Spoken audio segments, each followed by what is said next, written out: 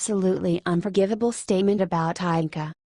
It looks like liberals are turning their attention toward the Trump children, now that President Donald Trump and First Lady Melania Trump are shaping up to be solid leaders.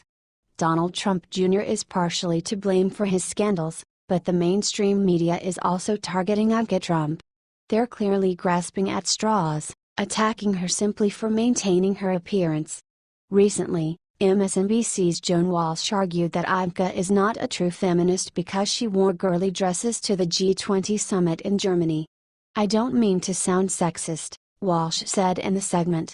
"It can be dangerous to comment on what women wear, but the fact that she sat in for her father in a dress that was so incredibly ornamental was such a contradiction in terms. In patriarchal, authoritarian societies, daughters have great value, they are property," she continued. And the message that she's sending about her own value, about her place in the White House, and about the place of women in this administration, is really frightening. That's when Walsh, who was also decked out for her on-air appearance, commented on Ivanka's dress. "It's a pink dress with big bows on the elbows," she said. "There's something incredibly ornamental. That's not a dress that's made for work. That's not a dress that's made to go out in the world and make a difference. That is a dress designed to show off your girliness. Show it off, but don't then tell us that you're crusading for an equal place for women at the table, because you're not." What do you think of Walsh's comments? Are they completely inappropriate?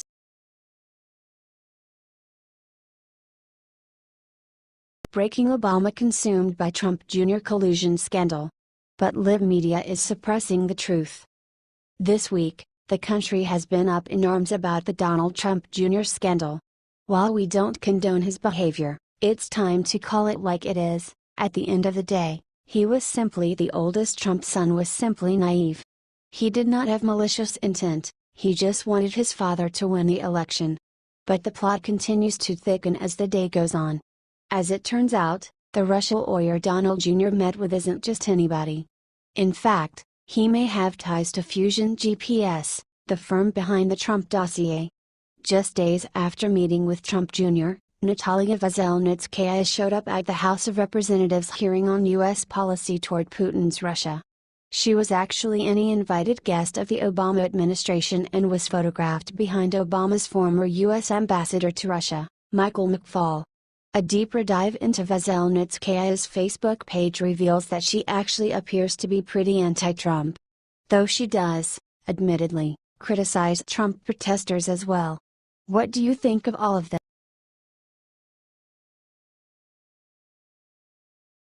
Michael Moore runs his fat mouth at Trump and finances his murder. Michael Moore is determined to convince the American public that Trump's victory in the 2016 election was illegitimate. He seems incapable of grasping the concept that 62 million people voted for Trump and he won, making Hillary Clinton a loser. Still, Moore hates Trump so much he just donated $10,000 to the theater that supposedly murdered Trump during the Julius Caesar play. Moore claims he is contributing because the conservative media bullied corporate sponsors into withdrawing their support of the play that caused the scandal. It's not a major deal if Moore donates to a group who puts on plays for the public, but the bottom line is that the left is still fighting the Trump victory.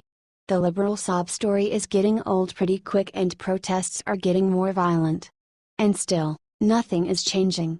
Moore is just a prime example of the whining going on throughout the country.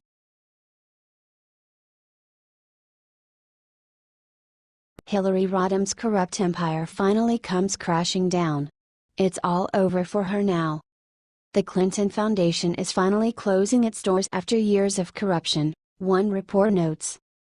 USA Politics Today reports that the Clinton Global Initiative will shutter operations at their main office in New York City. A filing with the Department of Labor indicates that the 22 remaining employees employed there will be terminated.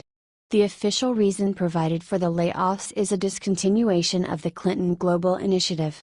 This is great news for the many Americans who saw through the thinly veiled scam, what reports call a private political mafia organization masked as charity and humanitarian organization.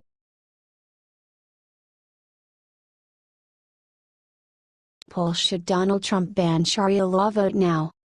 There is no doubt that Sharia law is gaining a stronger presence in America, a concern for some citizens who believe the values of the religious law do not align with Western culture. Of course, not all Muslims support radical laws and customs, but the threat from those who do simply cannot be ignored. There is a true danger among those who are trying to impose these beliefs on Americans, and some feel it is time to take action. In a new poll, Americans are voting on whether or not President Donald Trump should make a clear statement about Sharia law by banning it in America. What do you think? Is this a necessary step or taking things too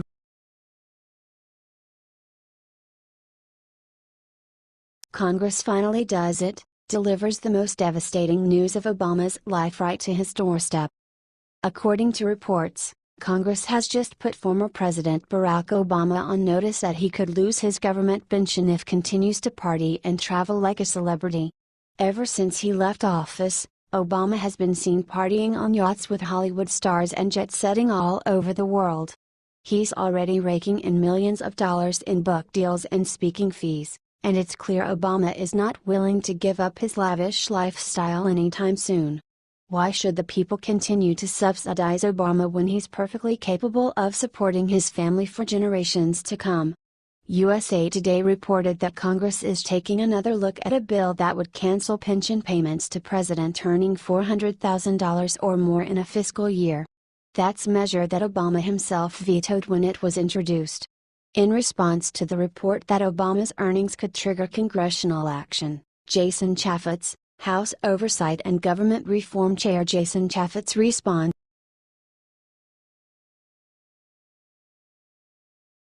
Busted Chelsea Clinton caught red-handed stealing. Chelsea Clinton is facing a federal lawsuit over her children's book, She Persisted, after an upstate New York author came forward with claims that she stole from him. On Thursday of last week, Christopher James Kimberly filed a lawsuit against the former Secretary of State and Penguin Random House for copyright infringement. He is seeking up to $150,000 in compensation. Kimberly claims he pitched his children's book, A Heart is the Part That Makes Boys and Girls Smart, to Jennifer Loja, the president of Penguin Young Readers US, 4 years ago. But instead of choosing to publish his book, the writer believes Loja passed his idea over to Clinton. I am in disbelief, Kimberly told the New York Post. Clinton's She Persisted was published in May of this year and is now on the New York Times bestseller list. In April, Kimberly filed a cease and desist order to stop more of the books from being published. In his filing, Kimberly claims that 3 of the same quotes from his book appear in Clinton's and are also accompanied by similar illustrations. The appearance of impropriety is striking, the lawsuit.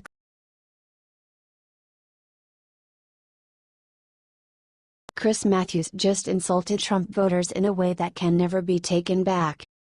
Liberals just can't seem to grasp the fact that a good portion of the people in the United States supports President Donald Trump. To the tens of millions of Americans that voted for Trump, the Russian collusion scandal is absolutely absurd. MSNBC's Chris Matthews recently demonstrated just how clueless liberals are about rural states with the disgusting comment he made about voters from red states. I think there's clear evidence, textbook evidence for collusion, Karen Jean-Pierre said in a segment. But not only that, the collusion actually led to obstruction of justice possibly, right? Because that's what the president did. He fired. No, he fired. Here's the thing. If this was Hillary Clinton, we would already be going through impeachment committees. That's when Matthews turned his attention to John Brabender. John, I want to ask you something. You said that people out in the country aren't focusing on this. I understand there's still a lot of attitude against the establishment, he said.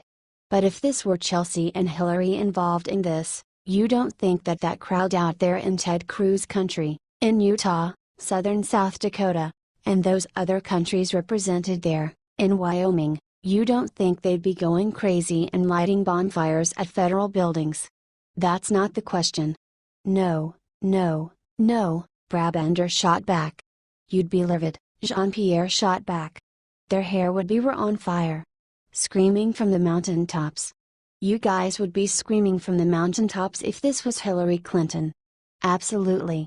Later in the segment, Matthews doubled down on his disturbing depiction of rural voters.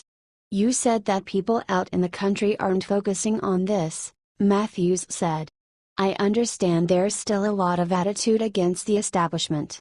But if this was Chelsea and Hillary involved in this, you don't think that that crowd out there in Ted Cruz country, in Utah, southern South Dakota, and those other counties represented there, in Wyoming. What do you think of Matthews'